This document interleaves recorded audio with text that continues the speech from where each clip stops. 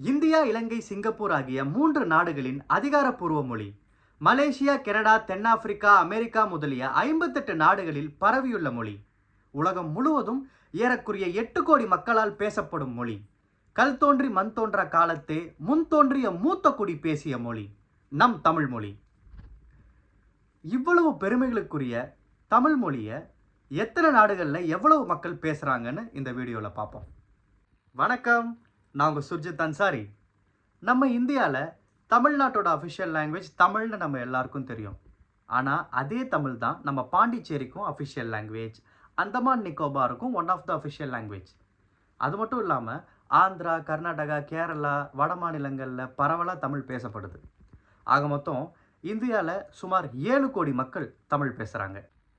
இந்தியாவுக்கு அடுத்தபடியாக அதிக தமிழ் மக்கள் வாழக்கூடிய ஒரு நாடாக இலங்கைன்னு அழைக்கப்படுற ஸ்ரீலங்கா தான் இருக்குது. ஸ்ரீலங்காவில் ஸ்ரீலங்கன் மூர்ஸ், ஸ்ரீலங்கன் தமிழ்ஸ், இந்தியன் தமிழ்ஸ்னு 3 கேட்டகரிஸாக தமிழ் மக்கள் பரவி வாழ்ந்துட்டுருக்காங்க. ஏறக்குறைய 31,35,770 தமிழ் மக்கள் ஸ்ரீலங்காவில் இருக்காங்க. சின்ஹலிஸ் கூடவே தமிழும் ஸ்ரீலங்காவில் ஒரு அஃபிஷியல் லாங்குவேஜ். அபாரமான வளர்ச்சி அடைஞ்சிருக்கிற சிங்கப்பூர்லேயும் தமிழ் அஃபிஷியல் லாங்குவேஜுங்க. சிங்கப்பூரில் ஏறக்குறைய 2 லட்சம் பேர் தமிழ் பேசுகிறாங்க. சைனீஸ், மேண்டரின், மலாய், இங்கிலீஷ், அது கூடவே தமிழும் சிங்கப்பூரோட அஃபிஷியல் லாங்குவேஜ். 4வதாக அதிகமாக தமிழர்கள் வாழக்கூடிய ஒரு நாடாக மலேசியா இருக்குது. நான் ரீசெண்டாக மலேசியா போயிருந்தேன். அங்கே எங்கே பார்த்தாலும் தமிழர்கள் பரவி வாழ்ந்துட்டுருக்காங்க. ஏறக்குறைய 20 லட்சம் தமிழர்கள் மலேசியாவில் இருக்காங்க. மியான்மர்னு அழைக்கப்படுற பர்மாவில் கிட்டத்தட்ட 10 லட்சம் தமிழர்கள் வாழ்ந்துட்டுருக்காங்க. ஸ்லோவாக்கியா, பல்கேரியா, ருமானியா, லக்சம்பர்க் போன்ற ஐரோப்பிய நாடுகளில் குறைஞ்சபட்சம் 50 தமிழர்களாவது இருக்காங்க. பெசிபிக் பெருங்கடலில் இருக்கக்கூடிய ஒரு தீவு நாடான நியூசிலாண்டில் ஏறக்குறைய 10,000 தமிழ் மக்கள் இருக்காங்க. ஐரோப்பிய நாடுகளான நெதர்லாண்ட்ஸில் 20,000 தமிழ் மக்களும், ஆஸ்திரியாவில் 10,000 தமிழ் மக்களும், ஹங்கேரியில் 200 தமிழ் மக்களும் வாழ்ந்துட்டுருக்காங்க. ஐரோப்பிய நாடான செக் ரிப்பப்ளிக்கில் 300 தமிழ் மக்கள் இருக்காங்க. மத்திய திரைக்கடலில் இருக்கக்கூடிய மால்டா நாட்டில் 1000 தமிழ் மக்கள் இருக்காங்க. பெசிபிக் ஓஷனில் நம்ம ஆஸ்திரேலியாவுக்கு பக்கத்தில் இருக்கிற நவ்ரு என்கிற ஒரு தீவு நாட்டில் 200 தமிழ் மக்கள் இருக்காங்க. தென்கிழக்கு ஆசிய நாடுகளான தாய்லாண்டில் 10,000 தமிழ் மக்களும், வியட்நாமில் 3,000 தமிழ் மக்களும் வாழ்ந்துட்டு இருக்காங்க. நமது அண்டை நாடான பாகிஸ்தானில் சுமார் 5,000 தமிழ் மக்கள் இருக்காங்க. தென்னாப்பிரிக்காவில் 6 லட்சம் தமிழர்கள் இருக்காங்க. உலக வல்லரசான அமெரிக்காவில் ஏறக்குறைய 4.5 லட்சம் தமிழ் மக்கள் வாழ்ந்துட்டு இருக்காங்க.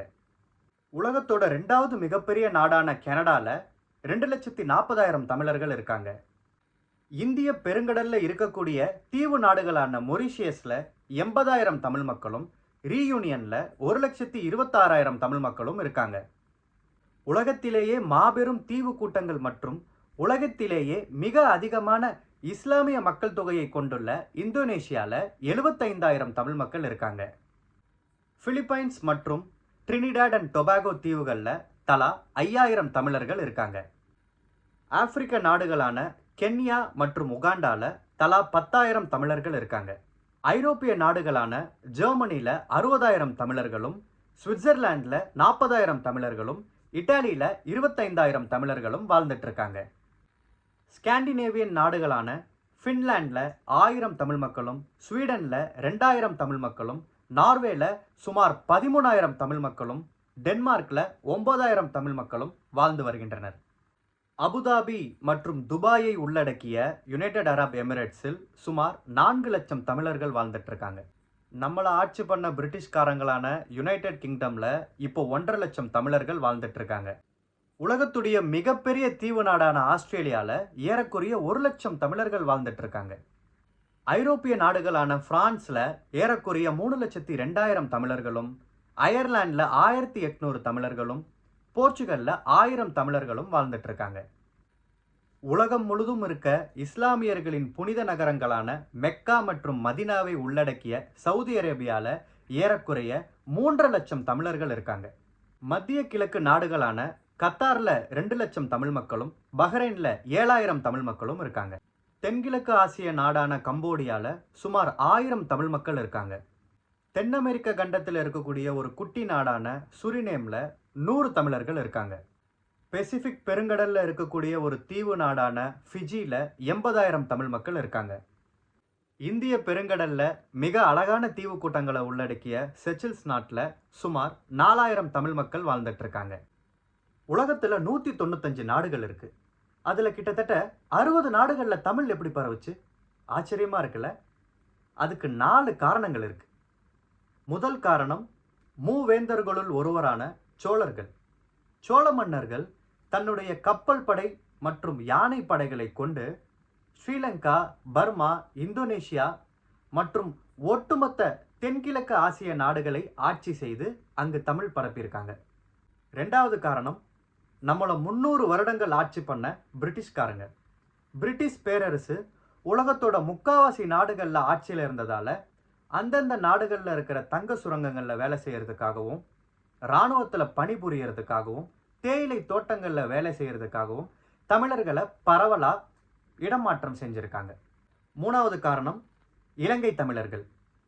இலங்கை இராணுவத்துக்கும் தமிழீழ மக்களுக்கும் நடந்த போரில் இனப்படுகொலை செய்யப்பட்டு பல லட்சம் தமிழர்கள் கொல்லப்பட்டாங்க.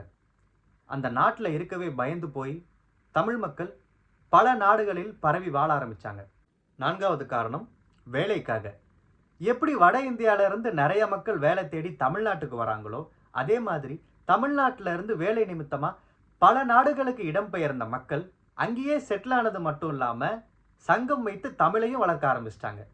உலகத்தில் மொத்தம் 7,102 மொழிகள் இருக்கு. அதில் வெறும் 7 மொழி மட்டும்தான் செம்மொழிங்கிற அந்தஸ்தை பெற்றிருக்கு.